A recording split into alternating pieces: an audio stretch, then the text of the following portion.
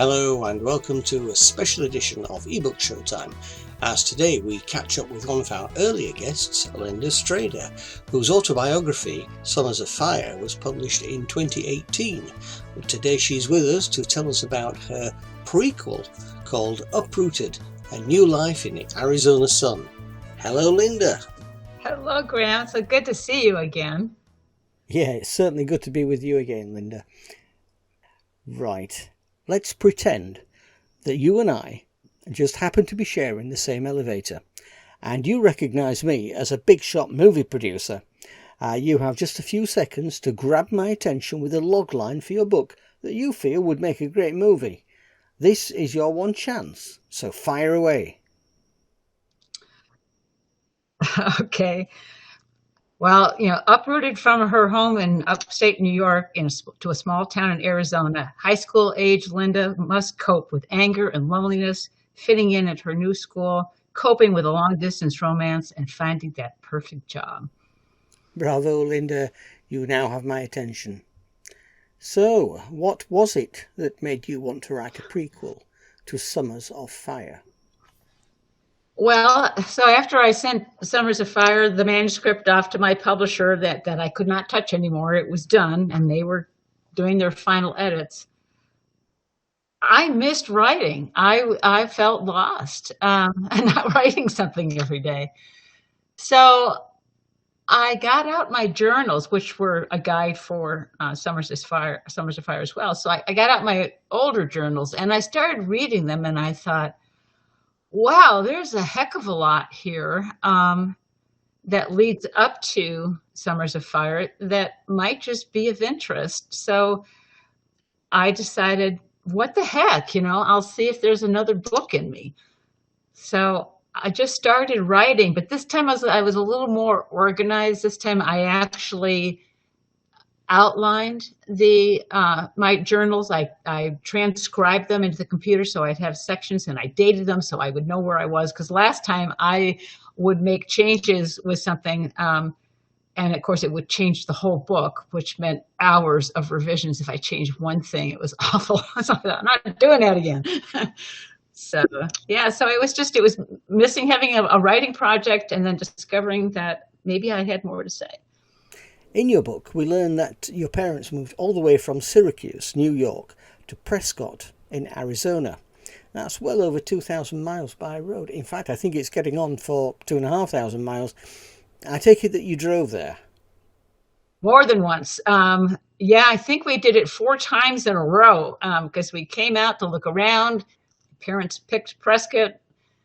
We went back to look for a house to rent.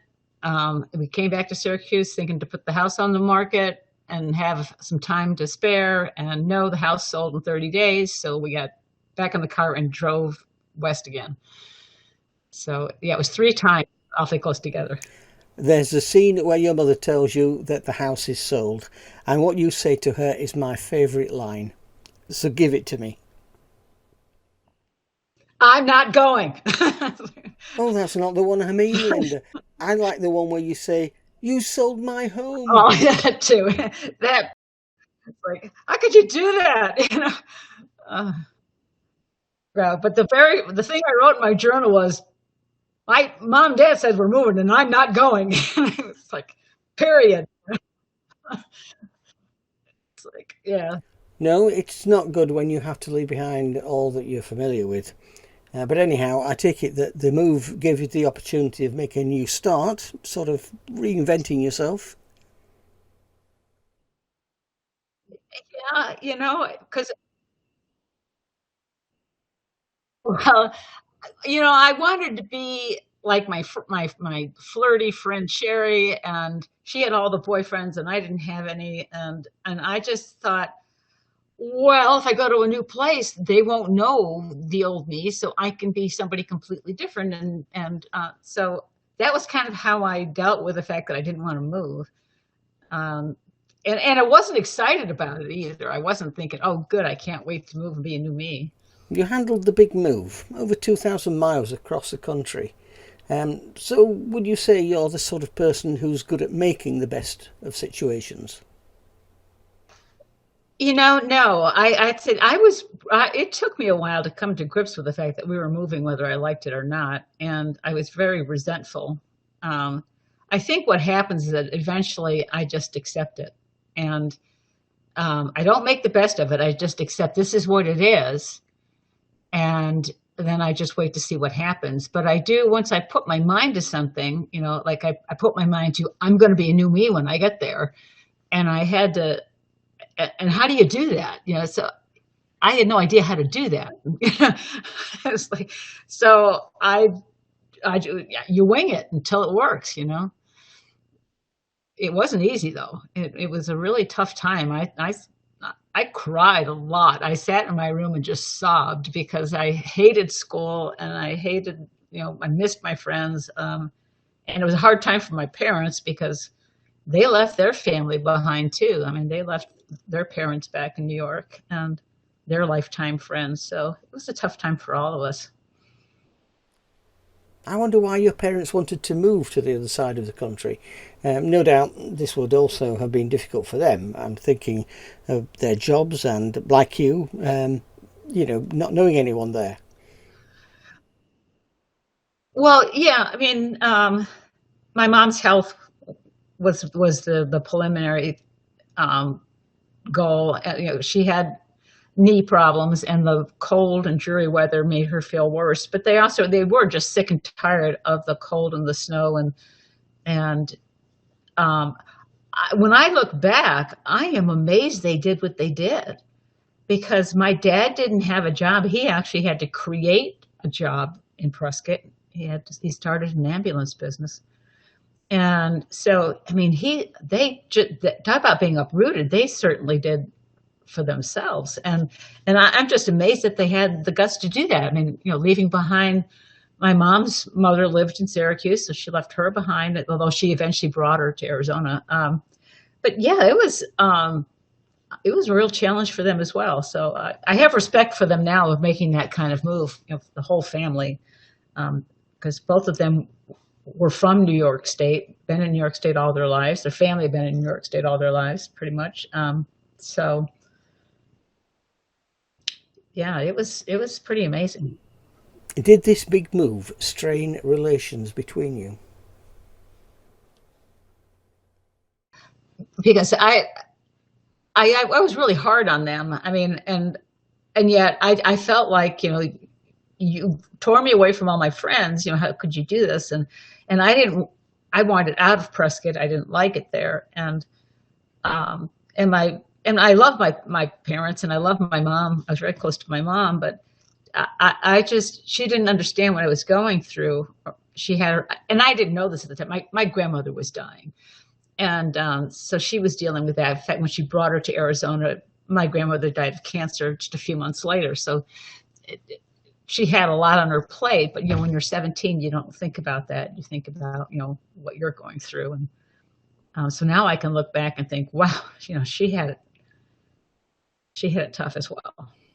Right. Well, that leads me on to asking if the writing of your books, and particularly Uprooted, has been in any way a kind of spiritual experience? Well, I certainly, I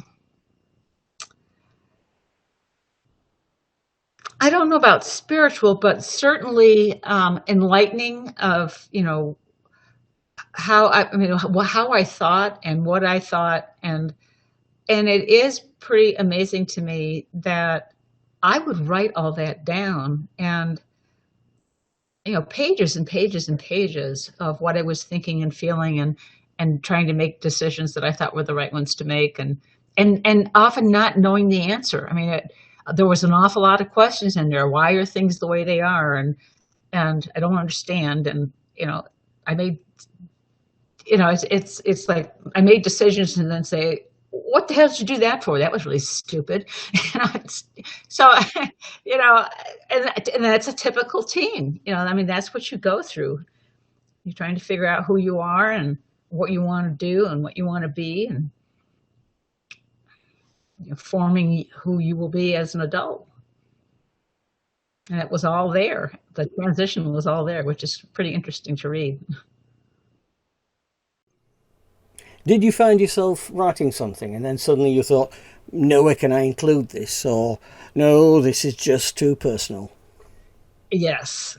And I took things out and then I put them back because because I realized that, and I remember reading this a long time ago when I was working on Summers of Fire, is that the more personal it is, the more relatable it is. Because you think you're the only one that's gone through that or thought that or did that, and it's not true. So as much as it feels like I'm the only one, you're not. And when someone sees themselves in there, that's what you want, because they're not reading a book about you. They're reading a book that they put themselves in your shoes. And so if it's more relatable, they're going to be more involved in the story because they're going to think, oh, yeah, I remember what that felt like. That's exactly how I felt too. So, yeah, so I took some stuff out and I put a lot of it back.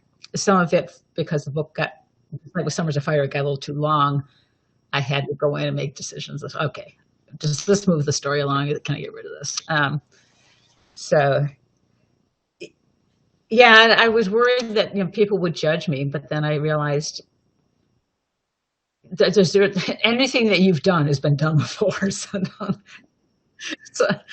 you know. I remember you telling me that one of the aspects you wanted to address is the challenges that faced young women in the 70s. Now, do you feel that your book adequately portrays what it was like? It does in a way that, if you haven't lived through the 70s, I want to say, there are things that I go through, like the job search. I mean, I wanted to go to work and I couldn't find a job. And I kept thinking there was something wrong with me, that, why won't anybody hire me? It must be because I'm only 18 and I just got a high school education. And so I blamed all of that. But reading about what it was like in the 70s for young women, no wonder I couldn't find a job, because there weren't any. Women weren't supposed to be working. And if you were supposed to be a secretary or a waitress or answer phones, or, if you were going to become a nurse, of course, you had to have an education for that. And my parents didn't have money to send me to school. So the outlook was pretty bleak. And I didn't know it at the time, that it was because of not just me being young, that was what it was like for women in the early 70s. They were supposed to stay home and raise kids. And that was a problem because I didn't want to get married and I didn't want to have kids. So, I wasn't. Yes, I remember the 70s as if they were in the last year. But it's 50 years ago, was. Really, isn't it? And yes, things were different. And I think we can say that I know that there've been some improvements, and we can describe yeah, that period perhaps as a time of transition, where gender equality is concerned. They do, and and you're right. I mean, it was a transition time, and I remember hearing about abortion rights. I remember, hearing, well, single women weren't allowed to have birth control until, I think it was 70. Yeah, I mean, it's just, and it's kind of thing where you had to have, you could get birth control if you were married, but with your husband's permission. It's like, okay, and women couldn't have a credit card, but I didn't have a job, so I don't know how common credit cards were then, but a single woman couldn't get a credit card, and a married woman had to have her husband sign for it.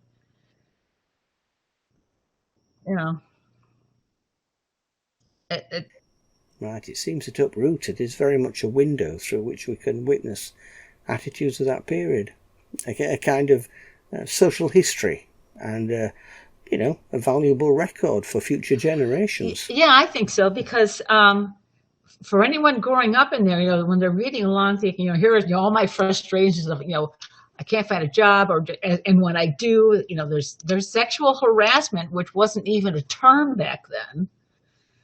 And I was going through it thinking, well, what do? I just quit. That was my answer, was to just quit the job.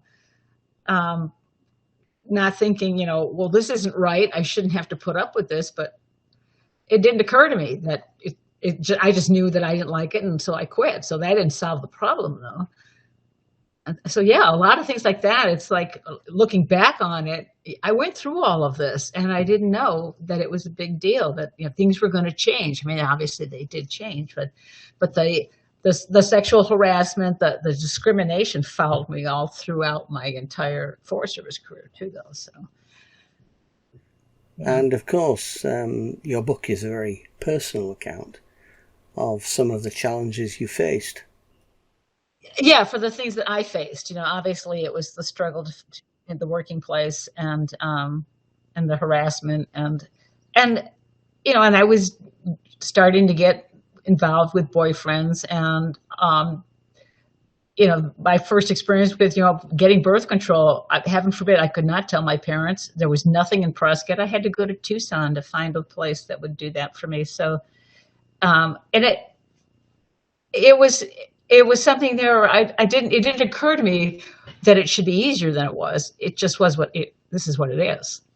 So it was, I'm sure young people today would think, what do you mean? It was 1972 when women could finally get birth control or contraceptives. And so they're probably thinking, that's not that long ago. And it's really not that long ago. Or they'll be thinking, well, that was, why did it take so long? That's the other thing I get asked is, why did it take so long? Well, because men were in power and they didn't want women to have control. Finally, what is next for Linda Strader as an author? I'm working on a third book. And it's slow, but it's coming along. And it's fiction. I mean, I can't say it's part memoir, because it's not, because the way I look at it, either it's memoir or it's not. And if it's not memoir, it's fiction. So it's fiction. But I think, like most authors, I pull things out of real life and put it into the story. Yeah. So that's what I'm doing, along with continuing to try to keep my blog alive and writing articles about writing and publishing and everything that I've learned. Well, thank you very much, Linda. I have enjoyed speaking with you again. Well, thank you. And I wish you all the best for your future. Bye. Thank you. Bye now.